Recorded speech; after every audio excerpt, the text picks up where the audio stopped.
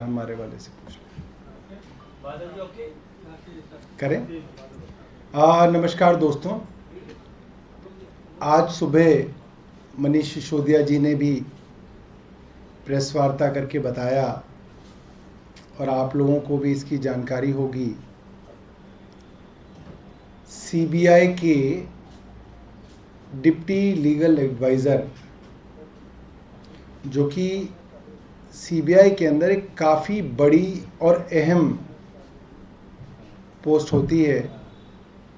अगर दिल्ली सरकार से उसकी तुलना करें तो लगभग जैसे डायरेक्टर ऑफ प्रोसिक्यूशन होता है, इस लेवल की ये पोस्ट होती है। ये कोई साधारण लीगल एडवाइज़र नहीं होते किसी डिपार्टमेंट के।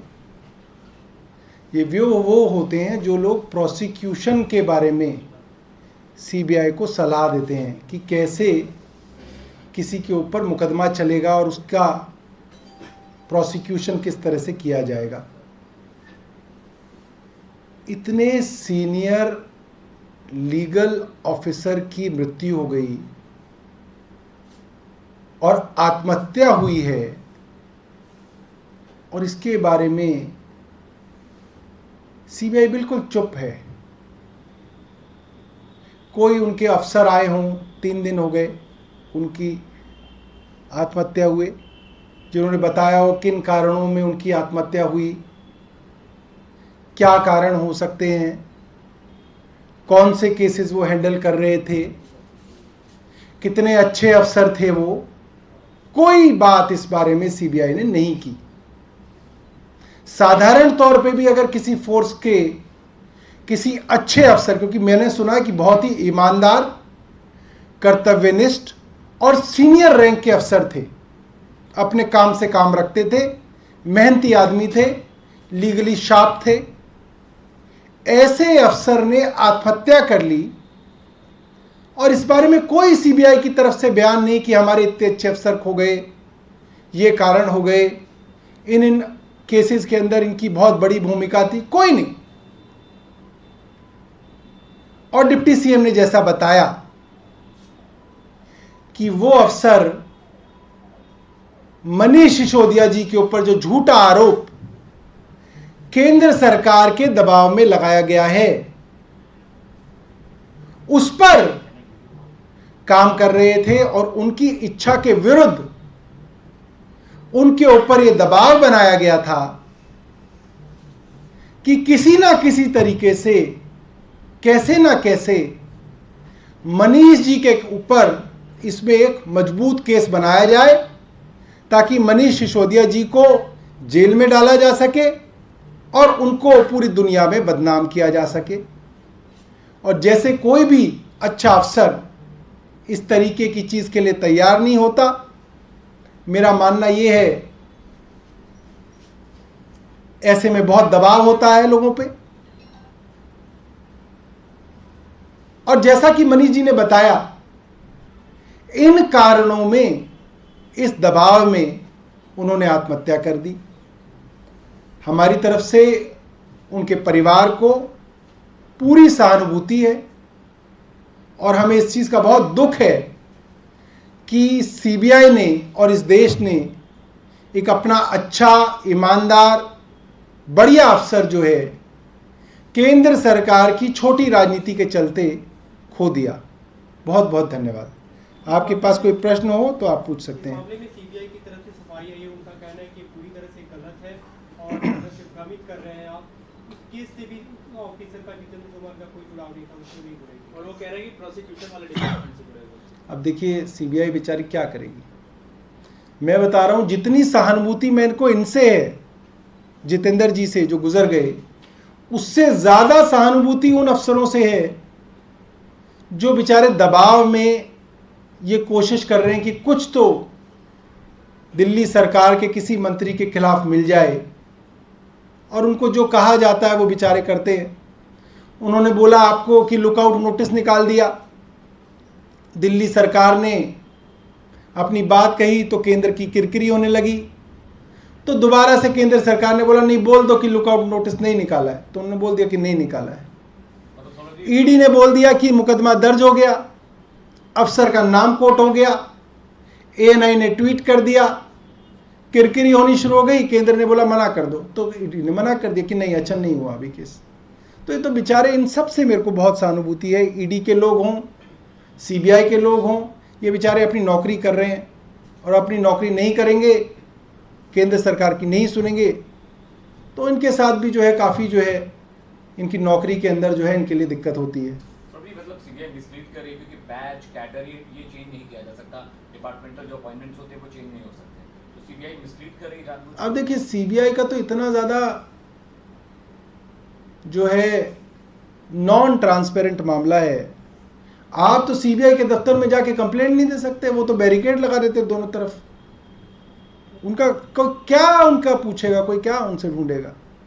वो आप ज़्यादा कुछ करोगे तो बंद कर देंगे आपको। बीजेपी की 8 विधायक कल राष्ट्रपति से मिलने जाएंगे और वे ये मांग कर रहे हैं और ज्ञापन भी देंगे कि डिप्टी CM को उनकी मंत्री पद से हटाया जाए। देखिए मेन मकसद उनका क्या है, आप इस बात को समझिए। मेन मकसद है ऑपरेशन लोटस। ऑपरेशन लोटस यहां सक्सेसफुल नहीं हुआ तो कोई और तरीका करेंगे। उनकी समस्या सिर्फ इतनी है, हेमंत बिस्व शर्मा के खिलाफ पूरा कैंपेन भारतीय जनता पार्टी ने चलाया कि वो सबसे भ्रष्ट हैं, वाटर स्कैम के अंदर आरोपी हैं। भारतीय जनता पार्टी ने बुकलेट छपवाई, ये सारी बातें भारतीय जनता पार्टी ने कही।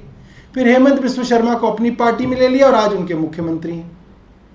तो इनकी कोई नैतिक जिम्मेदारी नहीं है, इनके बारे में जितनी बात करें उतनी कम है। और कोई सवाल है?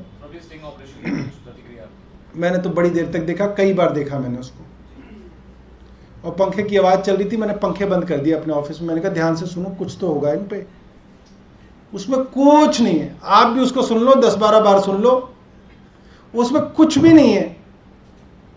ये पता नहीं किसी को ले आए और उसका स्टिंग कर दिया। अरे कोई एक्साइज का कमिश्नर होता, कोई मंत्री होता, कोई आदमी होता जो किसी का नाम ले रहा होता, कोई मुख्यमंत्री का नाम ले रहा होता, कोई क्या कहते हैं उप मुख्यमंत्री का नाम ले रहा होता, उसमें कोई नाम नहीं, कुछ नहीं, उसका कोई सर पैर नहीं। सनी मारवा के पिता कुलविंदर हैं जो 30 नवंबर का आरोपी FIR में CBI। अब एक बात तो, कौन सनी मारवा को? हमारा कोई रिश्तेदार है, हमारा कोई मंत्री है, हमारा कोई विधायक है, कौन है? इन्हीं का आदमी, इन्हीं ने 13वें पे नहीं तो 14वें पे डाल दे, 14वें पे पहले डाले, हमने को नहीं डाला उसको, इन्होंने डाला है। इन्हीं का आदमी, और पता नहीं उसके कौन रिश्तेदार का कोई कर रहा है, और जो पूछ रहा है उसको ज्यादा पता है, बल्कि उसका स्टिंग कर लेते जो पूछ रहा है। मुझे तो ऐसा लग रहा था पूछने वाले को ज्यादा स्टोरी पता थी, उसे कम पता थी। वो कह रहा भाई साहब ऐसा नहीं है, ऐसा ऐसा, कह रहा हाँ, उसको ज्यादा है। तो इनको डबल कैमरा स्टिंग करना चाहिए था, एक तो वो जो स्टिंग कर रहा है उसका, और एक जो करवा रहा है उसका, ताकि दोनों का पता चले। उसके पास ज्यादा स्टोरी है। बिल्कुल बेकार, बीजेपी का स्टैंडर्ड बिल्कुल 3rd क्लास, बिल्कुल बेकार स्टिंग लेके आए। इनको कहो कुछ तो लेवल बनाओ यार अपना, तुम क्या लेके आओ इतने दिन। अच्छा, इससे एक बात और साबित हो गई, इनके पल्ले कुछ नहीं, इनके पल्ले कुछ भी नहीं है, वरना ये अब तक पता नहीं क्या कर देते। सोचिए, CBI ने उप मुख्यमंत्री के ऊपर FIR कर दी, एक्यूज नंबर 1। पूरे दिन बहस कर रहे हैं इनके प्रवक्ता, और ये कह रहे हैं ईडी में केस हो जाएगा और हम ये कर देंगे और वो कर देंगे, और लाए एक स्ट्रिंग और वो पता नहीं किसका है। आप इससे समझिए कि इनके पास कुछ नहीं है। ये सिर्फ जो है फिशिंग कर रहे हैं, फिशिंग जॉब, कि कहीं कहीं कुछ मिल जाए इस दौरान तो हम अपनी इज्जत बचा लें, और कुछ नहीं है इनके पास। इन्हें कोई पैसा नहीं मिला, इन्हें कोई ज्वेलरी नहीं मिली, इन्हें कोई जो है बेनामी प्रॉपर्टी नहीं मिली, इन्हें कोई पैसा देने वाला नहीं मिला, इन्हें कोई पैसा लेने वाला नहीं मिला। एक ट्रांजैक्शन मिली है इन्हें 1 करोड़ रुपए की, एक व्यापारी ने दूसरे व्यापारी को 1 करोड़ रुपए दिया है। कुछ नहीं है उसमें, आप भी देखो उस स्ट्रिंग को, उसमें कुछ नहीं है, ये बेवकूफ है। इस पे अनुराग ठाकुर का एक बयान आया है, उन्होंने कहा कि दिल्ली सरकार आम आदमी पार्टी लीकर माफिया को बचा रही है, और ये रेवड़ी सरकार भी है, बेवड़ी सरकार भी है। तो पुराना बयान है उनका, फिर से उन्होंने रिपीट किया, तो उससे क्या है, हम भी कोई पुराना रिपीट कर रहे हैं कि जो सवाल है, जो जितना बकवास सवाल, उसका कोई जवाब नहीं। अच्छा सवाल होगा तो उसका जवाब होगा। तो ये कोई मंत्री का स्टैंडर्ड है, एक बेवड़ी सरकार ये सब। सर, जो आप ये एलिगेशंस लगा रहे हैं कि CBI ऑफिसर को प्रेशराइज किया गया था, ये किस बेसिस पे लगा रहे हैं? कुछ प्रूफ्स हैं जो आप जनता के सामने रखना चाहेंगे, या क्योंकि बहुत हवा में लग रहा है सारा आपके एलिगेशंस? अरे एक इतने बड़े सीनियर अफसर की आत्महत्या। सीबीआई ने क्लैरिफाई किया सर उसमें कि वो इस केस में इन्वॉल्व ही नहीं थे। वो तो कुछ भी करेंगे। सीबीआई ने अभी तक आपको क्लेरिफाई किया है कि उनके पास कोई सबूत ही नहीं है अभी तक। आप बताइए। पेंडिंग इन्वेस्टिगेशन का मतलब भाई ये है कि उनके पास कुछ नहीं है। देखो अगर कुछ होता, ये भारतीय जनता पार्टी दिन में 5 प्रेस कॉन्फ्रेंस कर रहे हैं। पहले सुबह 11 बजे करते थे, फिर ये 10 बजे करने लगे, अब ये 9:30 बजे। मुझे लग रहा है अगले कुछ दिनों बाद तो आपको 4 बजे बुला लेंगे, कहेंगे 4 बजे प्रेस कॉन्फ्रेंस हमारी। इनके पास कुछ नहीं है। आप समझो, सीबीआई जो है वो केंद्र सरकार की है, तो सीबीआई के पास जो है वो केंद्र सरकार के प्रवक्ताओं के पास है, और इनके पास सिर्फ जुबानी खर्चा और कुछ नहीं है इसके अलावा। आपके पास कुछ मैटर है सर जो हम कौन सा इन्वेस्टिगेटिंग एजेंसी कर रहे हैं? नहीं सर, हम तो ये कह सकते हैं, देखो अगर मेरे पास सीबीआई होती तो मैं इन्वेस्टिगेट करके कुछ ये रखता ही। हम तो ये कह सकते हैं कि एलजी साहब के ऊपर फला आरोप है, फला कागज मेरे पास है, इंडिपेंडेंट इंक्वायरी करा लो, कुछ निकल जाएगा। हम सीबीआई के मामले में भी कह रहे हैं, हमारे पास ये सूचना है कि उनके ऊपर दबाव था, इंडिपेंडेंट जुडिशियल इंक्वायरी करा लो, कुछ ना कुछ निकल जाएगा। सर ये सूचना कहाँ से है? आपके allegation- सूचना तो देखो, आपके allegation- हमारे सोर्सेज बेचारे, सीबीआई मारेगी उनको, पीटेगी, 3rd डिग्री लगाएगी। आप भी सोच सकते हैं। हमारे सोर्सेज की जिंदगी की आप भी परवाह की हमें तरह ये वैसे हाँ, ही हवा में नहीं। सोच- हमारे में और उनमें ये फ़र्क है कि हम अपोजिशन है, हमारे पास कोई इन्वेस्टिगेटिंग एजेंसी नहीं है, उनके पास पूरी की पूरी इन्वेस्टिगेटिंग एजेंसी है। उन्होंने हमारे ऊपर एफआईआर दर्ज करा दी और आज भी उनके पास कोई सबूत नहीं। आप ये समझिए, तो सौरभ जी ये बात जैसे आपने कहा कि हमने कोई एफआईआर कोई नहीं दर्ज करा दी किसी के ऊपर अभी तक, और ये कह दिया, डिक्लेयर कर दिया कि ये, हम तो अपोजिशन के हिसाब से बोल रहे हैं ऐसा है और इसमें जुडिशियल इंक्वायरी हो जाए, ये कह रहे हैं। सौरभ जी कहीं सिग्नेचर होगा, क्योंकि जो ऑफिसर, लीगल ऑफिसर होते हैं वो तमाम पेपर पे सिग्नेचर अब वो हमारे पास तो नहीं होंगे ना भाई। तो आप किस बिना पे कह रहे हैं? कुछ तो proof होगा, कुछ कोई- तो है, बिल्कुल है, क्यों नहीं है। मगर हमारे जो सोर्स हैं, जो बेचारे सीबीआई के, अब देखो आप इस चीज़ को समझो, सत्येंद्र जैन गिरफ्तार होंगे, बता दिया था ना सीएम साहब ने। अब हम उस अफसर का नाम बता देते आपको, तब आप कहते नहीं किसने बताया, उसकी और नौकरी चली जाती।